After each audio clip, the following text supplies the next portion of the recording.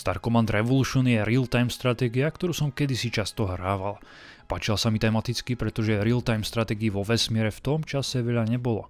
Verzia pre DOS vyšla v roku 97, čiže dosť neskoro, kedy už hry vychádzali na Windows. Na túto platformu hra vyšla o rok neskôr s titulom Deluxe. Dala by sa považovať za taký remaster. A hral som práve túto verziu, ale na DOS.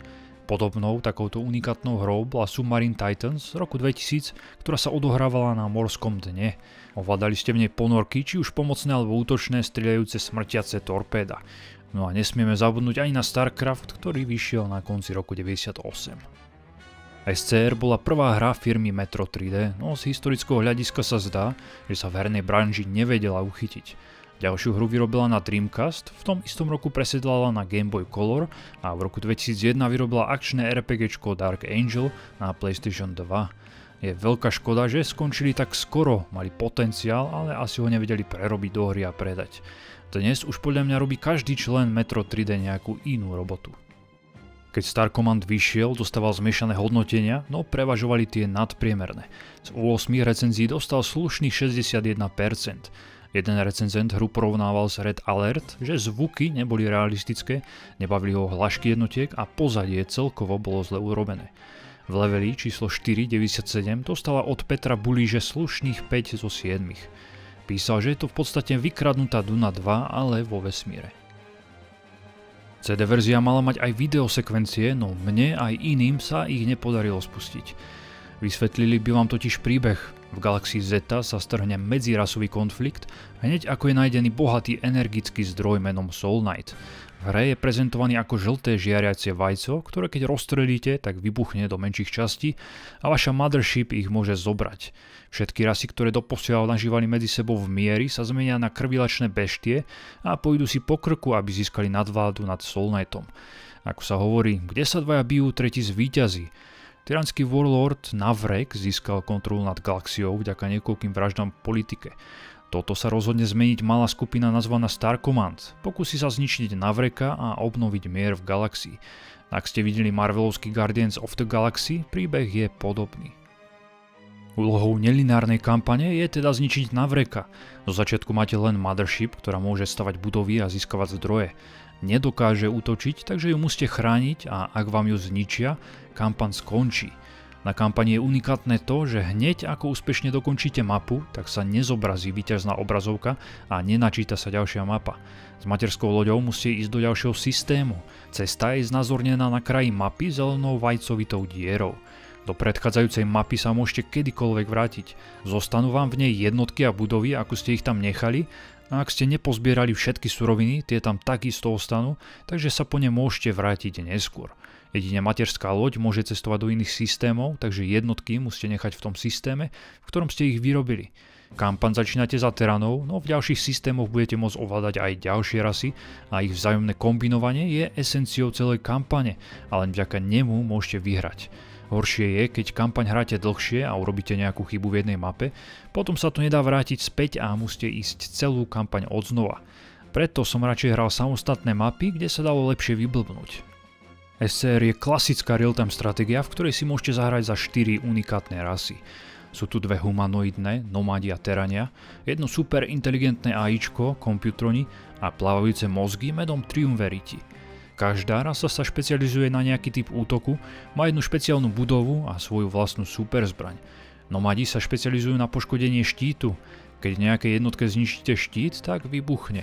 Ich opravovacie vozidlo im opraví pohon svojich lodí, ak je poškodený, takže nomadi sú najlepší proti mozgom. Druhá humanoidná rasa Teranov sa špecializuje na získavanie nepriateľských lodí, znižuje kontrol. Nie vždy sa im podarí získať loď alebo väž a vo väčšine prípadov sa nepriateľská loď zničí. No ak ju získate, budete mať značnú výhodu. Proti control damage nie je žiadna obrana. Treťou rasou je umelá inteligencia komputronov, ktorá určite musela prevziať vládu nad humanoidnou rasou. A urobili si na nejakej planéte podobnej Zemi liaheň ľudí, ktorých používajú ako batérie. Komputroni sa špecializujú na tech damage, takže proti ním sú dobrí práve terani, ktorí tech damage opravujú. Čím nižší je tech lode, tým pomalšie strieľa. Kompjutroni majú jednu výbornú loď, ktorá dokáže inú loď kdekoľvek na mape teleportovať, čo môže byť neskutočne užitočné pre vašu mothership. Keď sa dostane do nebezpečenstva a je ďaleko za nepriateľskými hranicami, čiže zbiera suroviny, môžete ju takto ľahko dostať do bezpečia. Týmto spôsobom môžete robiť nálety na nepriateľské báze. AIčko hry si to ale rýchlo všimne. Ako špeciálnu budovu majú cvičný cieľ, na ktorej sa môžu vaše jednotky cvičiť. Je ale náročný na výrobu a vylepšiť jednotky sa dá zadarmo aj pri univerzite, ale len do 4. levelu. Ďalšie levely už musíte získať v boji. Vylepšené jednotky sú celkovo silnejšie, majú viac štítu, rýchlejšie sa pohybujú a viac dostrelia. Posledná rasa Triumvirati sa špecializuje na poškodenie motorov a opäť platí, čím menšia engine hodnota, tým sa loď pomalšie hýbe. Táto rasa má taktiež špeciálnu jednotku, ktorá dokáže byť neviditeľná nepriateľom, ale len na minimape. Neexistuje tu kompletná fog of war, takže keď nepriatelia preskúmajú väčšinu územia, budú vidieť pohyb vašich jednotiek aj na minimape.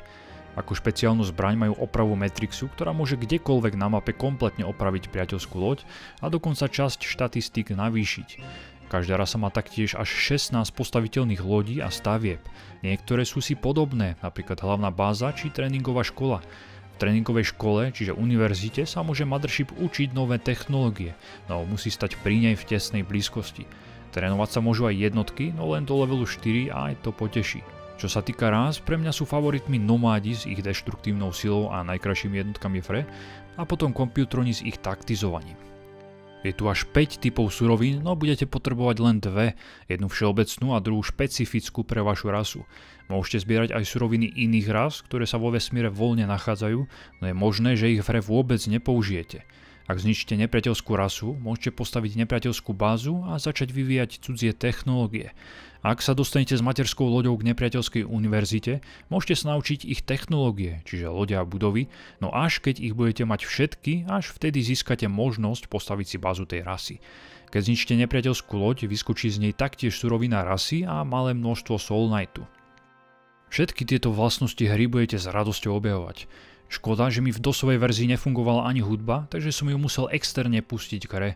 SCR by som nemohol hrať bez nej. Hudba je jedna z častí, ktorá by tam jednoducho chýbala. Krásne dokresľuje atmosféru a vy cítite, že naozaj velíte vesmírnym lodiam uprostred vesmírnej ničoty. V multiplayeru sa dá hrať až na 4 hráčov cez internet alebo LAN. Star Command odporúčam. Táto stratégia sa síce nikde nedá kúpiť, no oplatí sa zahrať, ak ju nájdete na nejakých Abandonware stránkach. Dokáže na veľa hodín zabaviť, jednotky sú vyvážené a ovládať hru sa naučíte prakticky okamžite.